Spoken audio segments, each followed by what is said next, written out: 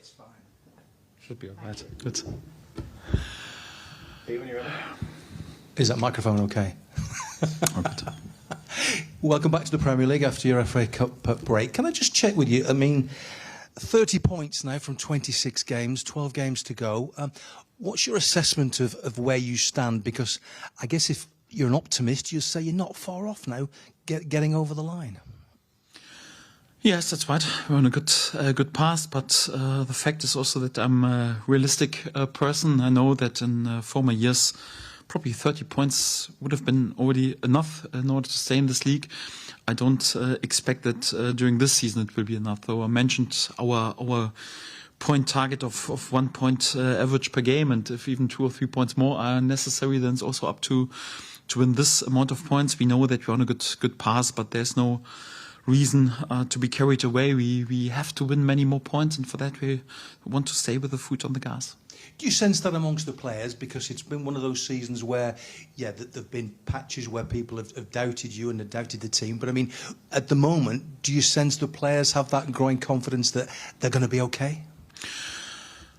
Yes, we always have this self-belief, and it's also quite normally, especially also in the beginning of the season, regarding what happened to the other promoted sides in the last years, and we know what has happened to them, and we were not even able to spend that much money that they have sometimes done. And of course, and there are a few question marks: how do you want to stay in this league? But we've proven that we have done some really good pieces of business in the last summer, and have a good group together, outstanding fitness level, outstanding mentality, really good players, and has brought us right now into the 5th round of the FA Cup and already to 30 points after 26 game days. But no reason to enjoy yourself too much. So we want to keep going in both competitions and to finish as strong as possible, and also to achieve our goals. You've now got back-to-back against 3rd place and then 2nd place.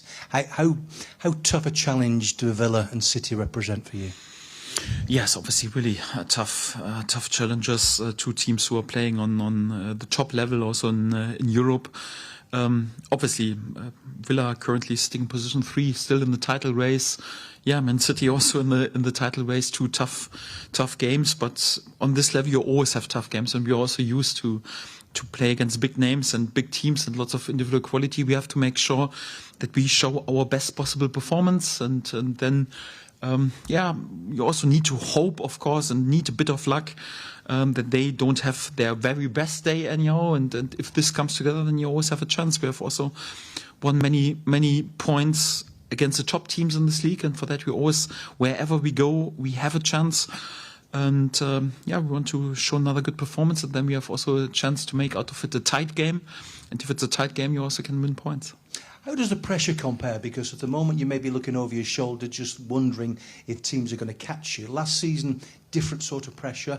You were up there at the top. You, again, maybe thinking that people might try and catch you for the title. Can you compare the pressures?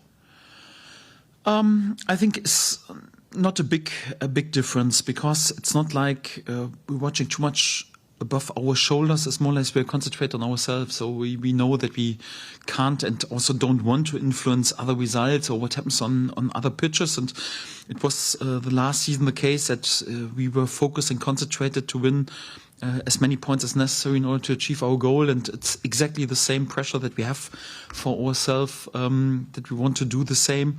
We want to win as many points as necessary in order to stay in this league. So for that, it doesn't differ that much. Of course, it's a different challenge if you have to win more or less each every game, and even a draw last season feels a bit like a loss. Or it's the other situation that if you're fighting in order to stay in this league, then each every draw is a very positive result. So for that, this is the only difference. Apart from this, we are, like last season, also just fully focused and concentrate on our performances and what we can influence. And how's the treatment room looking? Because have you got anybody coming back, or is any fresh injuries?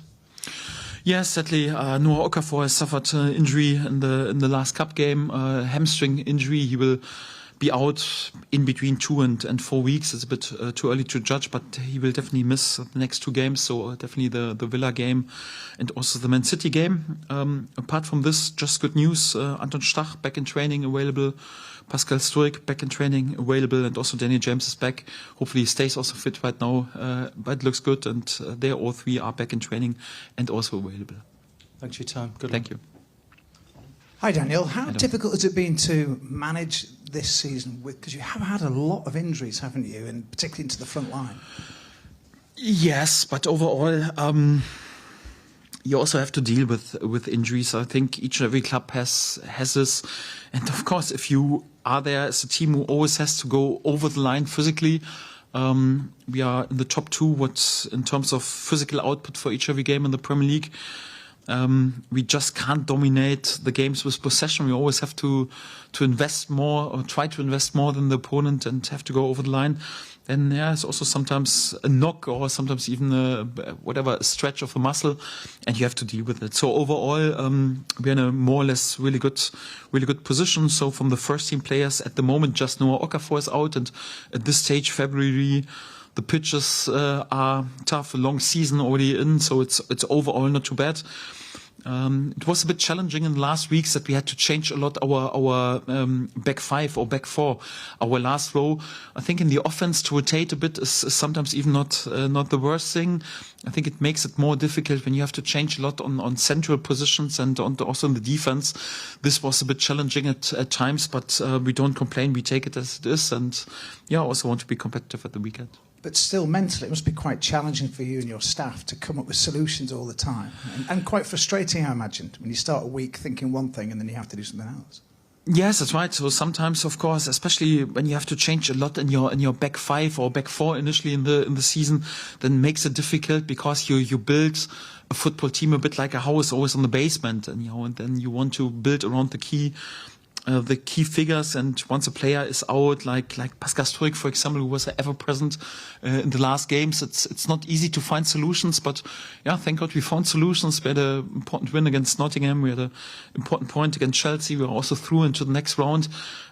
Sometimes it's of course a bit tricky and challenging, but if it would be easy, anyone can do this. So for that, I don't complain too much. I'm in a privileged position to have a good group together, and sometimes also then a bit easier to please everyone because everyone feels he is needed. Nearly each and every of my player has already started games and proved its worth, and it's also sometimes good for the spirit and the togetherness. Dan, can I ask you, how do you deal with, say, like Facundo Buonanotte, who's come in finally for you, something that you really wanted? We know that you can develop players and assimilate them, but if they're just having a bit of a tough moment, a tough game, how do you deal with them personally just to sort of get them back on track? Yeah, also not to overinterpret one game and to deal with them always open and realistic how it was. I think it's always important that you are not carried away by expectations from a signing. I know sometimes the feeling is when you bring a new player in, then the excitement and the expectations about this player is so high that you rarely can stand up. And this is also like the message I gave to Facundo more or less from the moment that he has arrived. And I think this is also important for us, like the perception and expectation once we do a transfer. So we haven't signed Facundo to improve straight away our starting 11. We have signed him in order to improve the depth in our squad. It's more or less that we have allowed Jack Harrison, left-footed winger, more or less to go out on loan because that was his wish. We have sent one of our youngsters, Harry Gray, out on loan, and for that we wanted to strengthen a bit the numbers in the offense. And we spoke very open with Facundo about it once we signed him on loan in the winter, because we wanted to make sure that we hold also the pressure high on our other options. We've spoken very open and honest about that. We have Noah Okafor, Brendan Aronson, Willy Gnonto, Daniel James for these positions, and of course he comes into a situation during a season. It's never easy. Also haven't played for such a long time. It's never easy. And for that we said, okay, listen, we give you more or less the spotlight, and we give you the stage and all the support and arm around your shoulder. We don't expect you to cut this league into pieces. It's more like step by step, work hard in training, work hard in the moment. If you get minutes anyhow to bring yourself into a good shape and to find your rhythm and to find your confidence. And if it works out, great. And if not, yeah, it's also a loan for both sides. Not a big risk, but it's also like after. Of course, he didn't have this best game, if I'm honest, in the last cup game, but was also a bit realistic, expected anyhow. Because when you bring a player in who has rarely played a game, this is what happens sometimes. So my expectations. Was never we would bring him in more or less and he would be straight away ahead of all the others that we've got. He's in a challenging position, and for that this is what we do. And also the expectations once we go for a loan, it should be like this. So how should it work? So his mother club has decided not to use him and to send him out on loan. And also his mother club is not too far away from us also in the league. Yeah, how should it work? Should he come in without having played and he would play straight away ahead of all our options? Then we would have a problem, if I'm honest. So it's normally a good sign. Because we have players.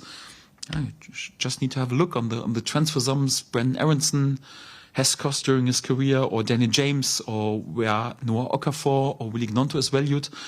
If we want to bring a player in who makes our starting lineup straight away better and he comes in and plays straight ahead of all of them, we need to invest £30 million. That's a fact. And this is how far we have come. And in January, perhaps even more, then perhaps even £40 million. This is more or less like to invest in order to make our starting 11 straight away better. So it's not like a loan from a team around you on the table anyhow who has not played, he comes in and is straight away better. It would never work like this. And I never had this expectations about him. We just like his potential. We like a lot his character. And if it works, yeah, great. Anyhow, then without any risk, anyhow, without spending any transfer fee, we have a fantastic player. Otherwise, we use him also like for the depth in the squad, also to hold the pressure high on all the other players. And this is more or less what we accept. It's not like after one poorer performance in the cup, I write him off or I'm unhappy with the loan or whatever. You always have to decide what you want to do. And if you want to improve this Premier League squad, meanwhile, yeah, you have to invest for a winger who is better than what we've got, 30, 40 million pounds. That's a realistic scenario. Otherwise, you improve the numbers and then we see what the outcome is. But it's a positive sign because we have to get rid of this thought. Okay, if a different Premier League side sends us a player on loan, we have to be grateful and we have to play him. This was the scenario more or less in the last 25 years because we played many years on championship level and we always had to hope that a Premier League side sends us a player on loan. Thank God these times are over. Right now we are back Leeds United anyhow and it comes along also like with necessity. If you want to sign a player who improves us straight away, yeah, then you have to put lots of money on the table. And if this is not possible due to PSR reasons, due to financial reasons, then you also have to accept that you improve more or less the depth in your squad. And this is how we do some business. And I'm happy that I have him because we have improved the depth in our squad. We have replaced also Jack Harrison and Harry Gray, who were also important for the depth in our squad. And for that, I'm happy to have him. He will get all my trust and all my support and arm around my shoulder. And I told him, listen, I don't write you off after one poorer halftime. And, I was half expecting this because you haven't played for ages. And, just keep your head down, get on with it, get on with a bit of criticism, work hard in training. And when there's next chance, try to do it better because we believe in you. This is how I deal with it. And let's see what the outcome is in the summer. At least for us, not a big risk. For him, not a big risk. Just an opportunity to shine and, without spending any transfer fee. How pleased were you that you got a home draw? Never mind it being Norwich, your old team, you played them before, but are you glad that the gods have smiled on you at last? Yes, very delighted because it felt like more or less since 58 games, more or less, we are waiting for a home draw in the FA Cup. Or so at least it feels like this, and it's always perfect if we can present our home supporters more or less also an important FA Cup game, and it's always better. We had unbelievable travelling support in our away games, Derby and Birmingham, but it's still better to play in a full-packed Elland Road, and I'm delighted and happy that we're able to present our supporters the first home game in a FA Cup, and a very rare home game since a while, and I'm pretty happy with the draw. And finally for me, Villa haven't been great at home just lately, Daniel. Do you sense there is a bit more of a chance going there than there may have been a month ago? No, but because it was due to men off that they lost the cup game. We always speak about that 1 or 2% can make the detail, but if you play with one man less, it's nearly 10% already, the difference. And for that, on this level, if you play a top side like Newcastle, if you play an underload for such a long time, then it's difficult also to win a game. Also I wouldn't overinterpret too much in 1 or 2 results over the course of 26 games. They are in position 3 in the table. They are there with fantastic results. They are still in the title race. It's one of the best teams in this league. And if you have to go there, then you need a top class performance. So I'm far away from underestimating our challenge. We know it's one of the toughest games that we can have, and for that it's good that a few players are back available, and I want to be competitive even there. Good afternoon, Daniel. Well, you talk about Aston Villa there. How do you get the better of them? What frailties do you perhaps see and vulnerabilities that you may be able to take advantage of? Would be too big time if I speak about vulnerabilities for a team who is sitting on position 3 and playing in Europe in a top competition. And Unai Emery, who has done such a good work and has developed them also like into a European force, into a force who can really fight for the title. So it would be disrespectful if I speak about weaknesses or vulnerabilities. It's first of all important to make sure that they don't shine too much in the offense, because they have lots of quality, individual quality, top players. They play really good processes. We need to find our tools also like to reduce them to as little as possible. And on the other hand, you also don't expect a game when you can create chance after chance anyhow. So we have to be pretty effective in using our situations and to be precise in the final pass, to be brutal and relentless also in our finishing situations. And if you have a game where you are effective, then you can also get a result. But if you analyze also their recent results, they don't want the opponent to score many goals, very often clean sheet, sometimes 1 goal. And so for that, you have to reduce them to very, very little in order to get a result. So we need to be very effective in both boxes. Well, perhaps we've already talked about Noah Okafor missing out this weekend. Perhaps Lucas Ameche provides you with another option. Is he chomping at the bit to get out there and be an option and to create and take advantage of those chances? Yes, Lucas is always in my head. It's always a good option. Has delivered good performances. Has delivered many goals. Same like Dominic. We have competition on this striker position. It's also not that often that you have then perhaps 2 physical, tall strikers at the same time on the pitch. But there are also periods in the game when you can use them, and we have also used them both, for example, together on the pitch. So it always depends on what is necessary. If you're chasing the game, if you are dominant, if you work with many crosses, or what you have to do. But on the other hand, it's also important that we defend really well and well structured, and this is also quite important. So Lucas is always a valuable option, always pretty strong in my thoughts, and he has all chances also to play a vital role also in this away game, of course. Hi Daniel, you've managed to keep Noah Okafor fit and available for all but 1 game this season, which is quite different to his recent seasons. But he's only lasted the full 90-plus minutes once. What are his kind of physical challenges that you've been dealing with and developing as the season's gone on?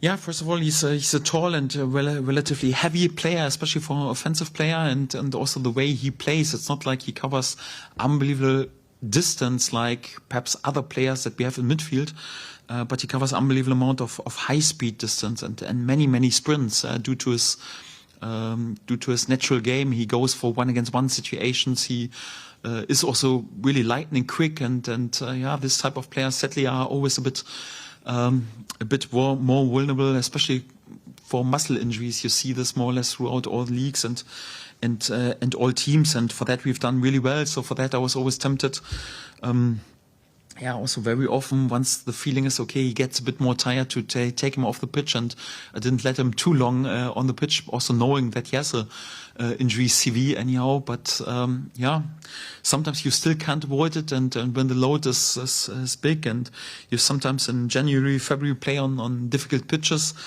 sometimes if you play that long and you make a wrong step, then sometimes there's a little injury, so you can't avoid everything, because if you would just put them into cotton wool, then they also can't shine. So sometimes with offensive players and this type of players, you have to deal with it. So I'm happy that he is so quick and he puts so much high-speed distance in, because if you're slow like a snail, then you quite rarely have muscle injuries. So for that, we have to get on with it. When it comes to the underlying numbers, Aston Villa are actually below you in the table. What does that say about them as a team, other than the fact that they can score from almost anywhere? Yes, that they are very effective, that they are very switched on in the decisive moments, and says also a lot about the individual quality of the players, because this is quite often the difference, that they step up quality players when it counts and are there then really with a top finish. And also, like, when it's not a big chance still to put the ball into the net, and they have, especially in the offense, players who can make things happen and score many goals. It's easy also to get jealous sometimes a little bit if you have a look on their individual quality and also their numbers, and that not just in the offense, also like more or less on all positions, fullback positions, midfield. Even they have to deal sometimes also with injuries of key players, but overall, a really good group of players. Unai is doing a fantastic job there as well. So, and overall, this is the reason why they are in such a good position. Hi, Daniel. You gave James Justin the captain's armband against Birmingham. Just how much is he growing into a leader for you already, and why did you decide to give him the captain's armband? First of all, because several other players were not on the pitch who would have worn the armband before, like Isnan Badu or Pascal Stroik, Joe Roden has worn it, or Karl Darlow is also quite long with us. And JJ is captain pedigree, his whole personality, top. Also in the periods of the season when he was not playing, always professional, always supportive, always thinking about the team. Side before the player, anyhow, our mantra, anyhow, he embodies it in a perfect way, and also quite like to have a bit more like experienced players, also British players, more or less, like who represent a British club, and also like to wear the captain armband is also a topic that I quite like, and for that, he is more or less a perfect choice. But for that, he doesn't even need the armband. More or less, like he's a leader in our dressing room anyway. But for this starting lineup that we've chosen, he was also a perfect choice. Jakob Joll is also, for example, captain pedigree, but also like his first season on Premier League level. So for that, I don't want to overdo it at the moment. But I've got great characters and great leaders in my dressing room. Pretty fortunate in this terms. And just on another fullback, Jayden Bogle. Obviously, you played him sort of further forward on the right against Chelsea. He more or less came on in that position against Birmingham. Were you ever tempted to play him in that position before, and is it something we could perhaps see again in the future? Yes, tempted, yes, because he's good in going forward and has also strength. He's, of course, not a fullback who just closes the line. He's really good also in his offensive game, and has shown this also for his clubs before. He has played as an offensive wing back sometimes, and I'm quite sure that he can also play sometimes in some games in the more advanced role. Also for us, I'm pretty sure also like in the future he will play there also a few times at least on this Premier League level. But I still think that his best position is perhaps not the winger position. So he is a fullback or wing back, also with strength in the offense by nature. I don't think he will be with Thomas Tuchel on the plane as a winger. So I would doubt this. But his best position, more or less, it's a fullback as a wing back. I think he provides there a top class possibility. But like always, good players can play in many positions, and we're quite happy, especially once we had a few injuries also in these positions, that he was then also capable to fulfill what we wanted also in this role. Yes. Hi, Daniel. How big a boost is it to get Anton Stark back available, and how much, if at all, has he improved since arriving in the Premier League? Yes, big boost. Same like to have also Pascal Stoic right now back, and also Daniel James, hopefully also for longer term right now also back as an option. But Anton, was fantastic and played a crucial role for us. He perfectly embodies more or less a balance out of being a physical player and a player who can stand up to the intensity and the physical necessities in this league, but also good on the ball, tactically spot on.